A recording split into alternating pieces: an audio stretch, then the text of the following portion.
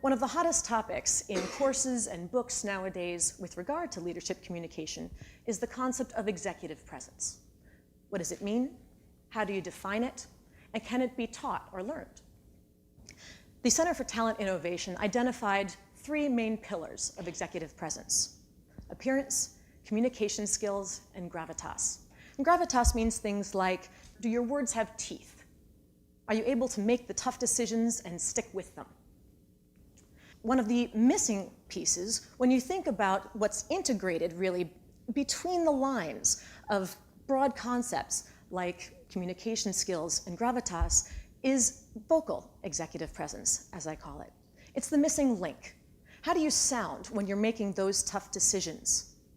Does your delivery reinforce your message and establish the image that you want, or does it undermine it? What happens if I'm trying to diffuse a tense situation and I say, okay, everybody, just calm down now, we need to reevaluate the situation? Well, at worst, I'm just adding fuel to the fire. And at best, you may later on gently suggest that I switch to decaf. It's about how we connect. I end up working a lot with people who are preparing for presentations and for press conferences, and they make statements like, we're very passionate about helping children and improving the quality of our schools. And I think to myself, really? Because you could have fooled me. There's a claim of passion, but there's no evidence thereof. The problem is a disconnect between the choice of words and their execution, their delivery. And this creates a problem of credibility. Now, there's a historic and seminal study that looked at feelings and attitudes as a result of the consistency or inconsistency in verbal and nonverbal messaging cues. And what they found was that when they asked people to evaluate speakers as far as whether or not they thought the speaker sounded sincere, that 38% of that evaluation was based on the tonality of the speaker's voice. Tonality being things like the ups and the downs in your intonation patterns. In contrast, only 7% of those decisions were based on the speaker's words that they chose. And the remaining 55% were looking at nonverbal cues, or based on nonverbal cues like your posture, your eye contact, etc.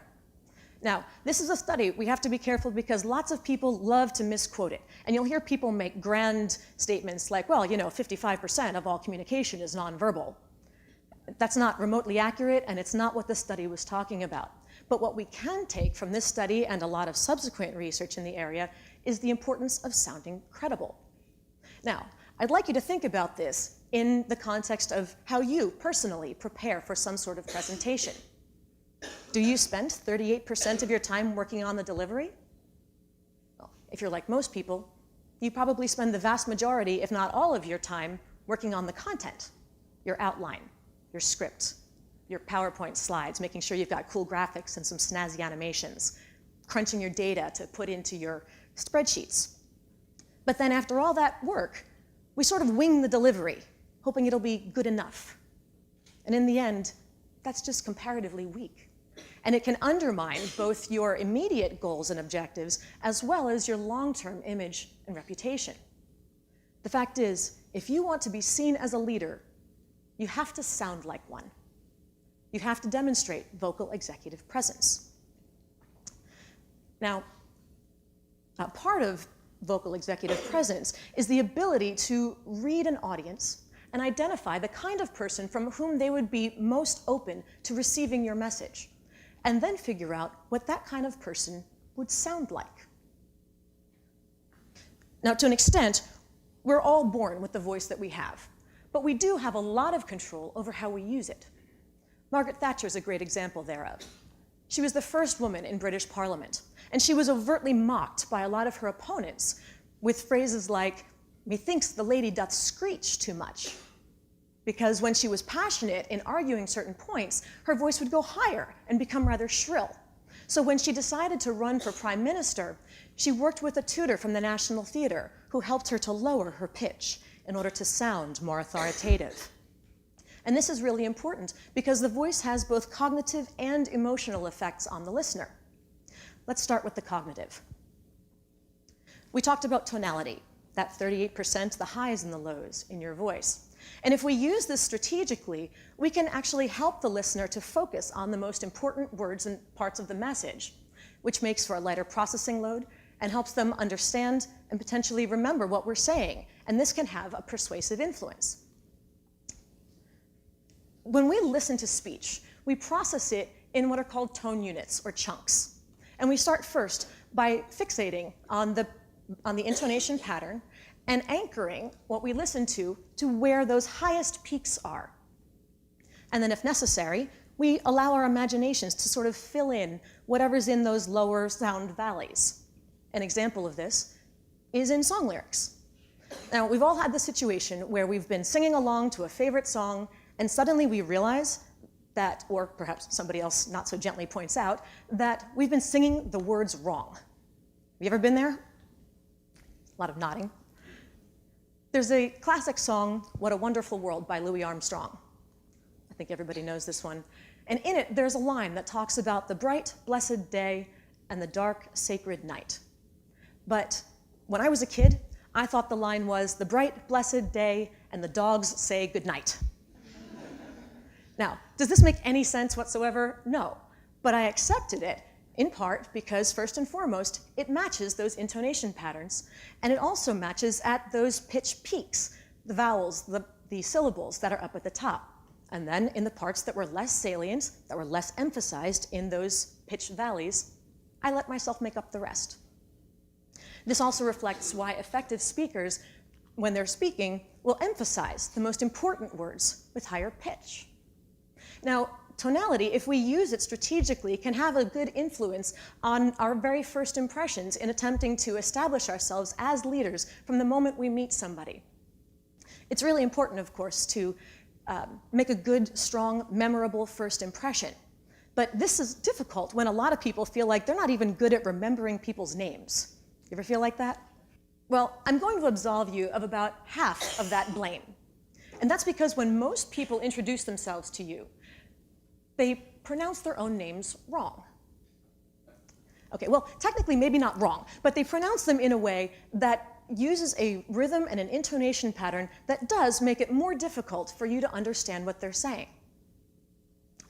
And by the way, I absolve you of only half of that responsibility because the other half of the time, you're the one introducing yourself to somebody else. So if I want to know that I'm introducing myself and helping the listener to really understand my name, and by understanding, then they can hopefully remember it, and thereby remember me, I want to start by letting my voice go up like this on your first name, as if to say, I'm not finished yet. And then at the top, we'll have a little break, that little pause that will allow for a sound break to indicate a word boundary. And then on our last name, we want to go down. Let the pitch fall, as if to say, and now I'm done, like you're putting a little vocal period at the end. So instead of blurring your way through your introduction, like, hi, my name is Laura Sicola, and blah, blah, blah, I want to focus and help my listener to understand, and so I'll do my best to say to them, hi, my name is Laura Sicola. And you'll be amazed at the difference that strategic tonality can make, even in something this small. Now, of course, if we're haphazard in our use of intonation and putting it in the wrong place, we can have the exact opposite effect. We can distract the listener's attention from what's most important and make it harder for them to process what we're saying. And one of the most common and, in my opinion, annoying examples of this that's becoming more and more prevalent in society nowadays is a phenomenon called upspeak, otherwise known as uptalk, or more technically, high-rise terminal.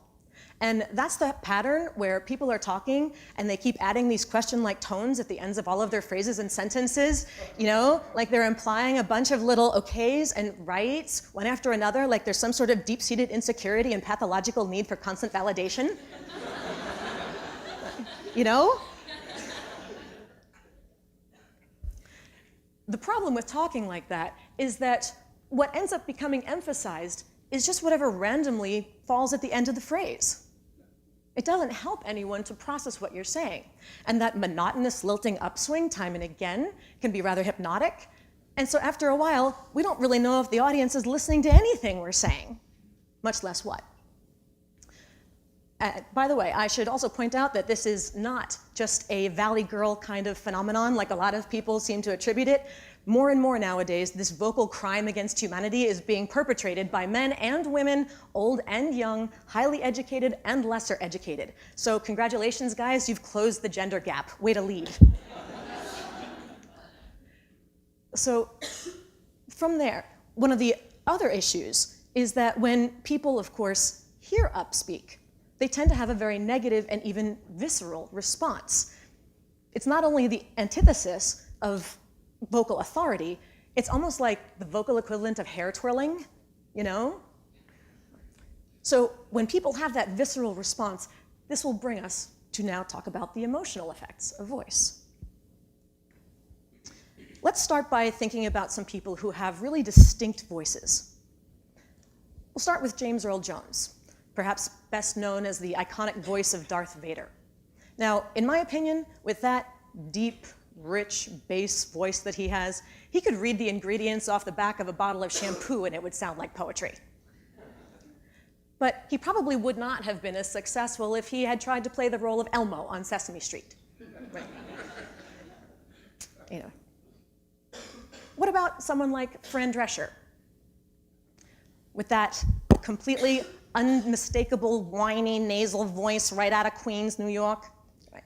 She was great on TV as the nanny, but she probably would have been less successful as Darth Vader. Right. Can you imagine her standing over Luke Skywalker saying, "Luke, I am your father"? It just so doesn't work. Now that's a great voice for comic relief, but it's not necessarily the voice that you want to encounter when you're looking for a funeral director. It's all about context. In the funeral context, you're looking for someone who sounds sympathetic, who sounds compassionate, who sounds like you can trust them to take care of you and your family during your time of greatest emotional need.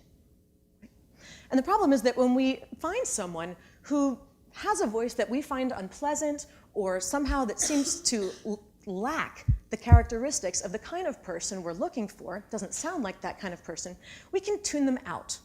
We can sort of shut down and we don't even want to hear the rest of the message, no matter how important the information is. Subconsciously, we really want the messenger's voice to fit the message. Now, does that mean that vocal executive presence is about acting?